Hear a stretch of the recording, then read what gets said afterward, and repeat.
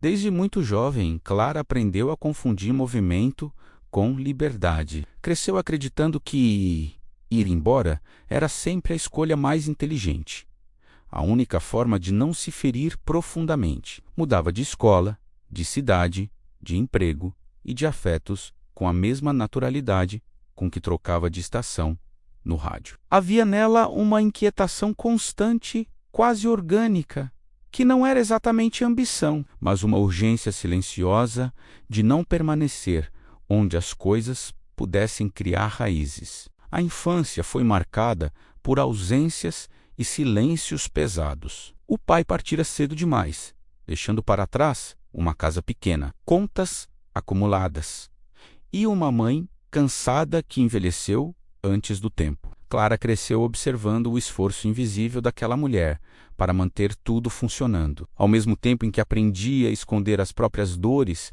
para não acrescentar peso à rotina já exausta. Desde então, criou dentro de si a crença de que depender de alguém era uma fraqueza perigosa. Na juventude, construiu a própria independência, com determinação quase teimosa. Trabalhou em empregos curtos e intensos, acumulou experiências fragmentadas e manteve relações superficiais o suficiente para nunca se comprometer por inteiro. Quando se apaixonou pela primeira vez, acreditou ter encontrado algo que não exigiria fuga. O relacionamento começou como refúgio, mas lentamente se transformou em um espaço de tensão constante, marcado por controle emocional e pequenas violências invisíveis. O casamento terminou de maneira abrupta e silenciosa, sem grandes escândalos ou despedidas dramáticas. Restaram apenas objetos empacotados,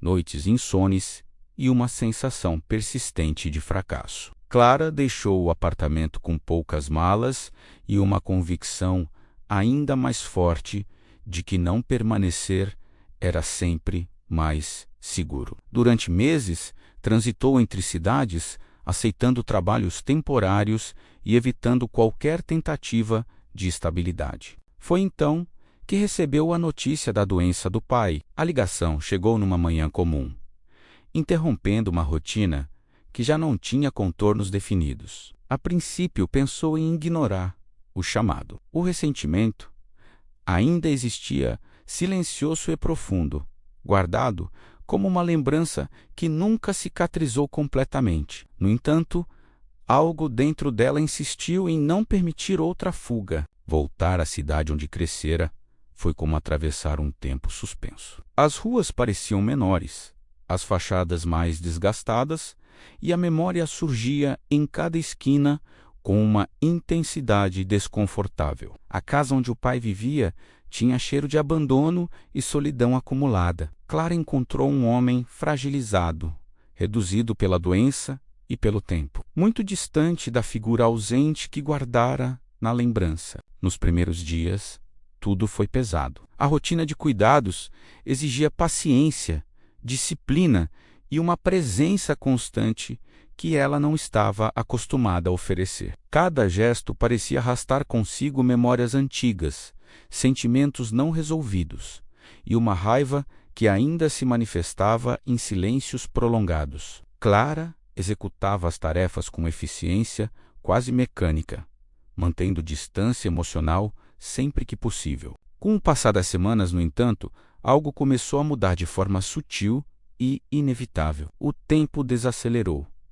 e com ele vieram pequenos momentos de observação silenciosa. Clara passou a perceber a vulnerabilidade do homem à sua frente, reconhecendo nele uma fragilidade que jamais havia considerado antes. Aos poucos, a imagem rígida do pai ausente foi sendo substituída por outra, mais humana e menos distante. O cuidado cotidiano começou a revelar dimensões inesperadas de si mesma. A mulher acostumada a partir descobria uma resistência que desconhecia. Havia uma estranha serenidade nos gestos repetidos, uma sensação inédita de pertencimento ao presente. Permanecer deixou de parecer uma prisão e passou a assumir contornos de escolha consciente. Ainda assim, o ressentimento não desapareceu por completo. Ele permanecia como uma camada profunda, difícil de dissolver. Clara frequentemente se via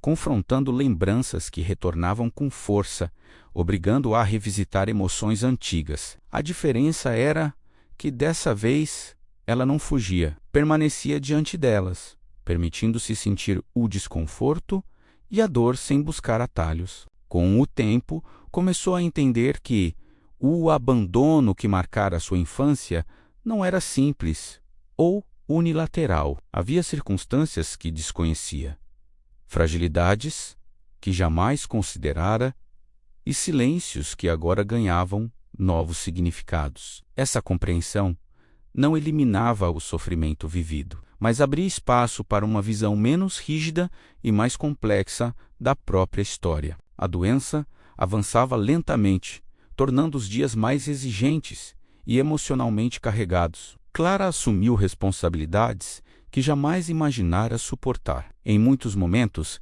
sentia-se exausta e sobrecarregada, questionando a própria decisão de ficar. Ainda assim, algo dentro dela permanecia firme, sustentando uma determinação silenciosa que não dependia mais de explicações. Nos últimos meses, a convivência foi marcada por uma quietude profunda. Havia menos movimento, menos esforço físico e mais presença silenciosa. Clara aprendeu a reconhecer a importância dos pequenos instantes, a luz suave entrando pela janela, o som distante da rua, o ritmo lento da respiração. Descobriu que havia significado em permanecer mesmo quando nada parecia acontecer. Quando a morte finalmente chegou, foi serena e inevitável. Clara permaneceu ali, sem pressa, observando o silêncio ocupar o espaço, que antes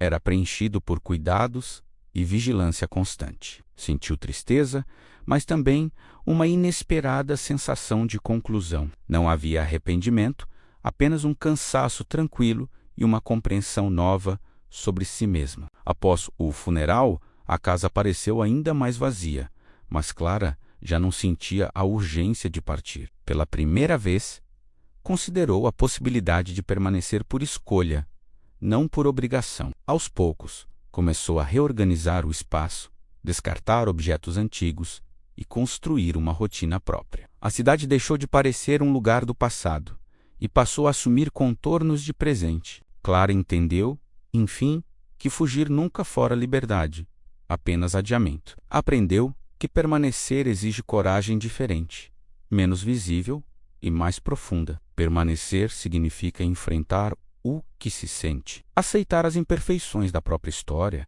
e reconhecer que algumas dores não precisam ser evitadas para deixar de existir. A mulher que passou a vida inteira indo embora descobriu, tarde, que sua maior conquista não estava nos lugares que conheceu, mas no espaço onde decidiu ficar. E foi ali, no silêncio reconstruído da própria vida, que finalmente encontrou uma forma verdadeira de paz.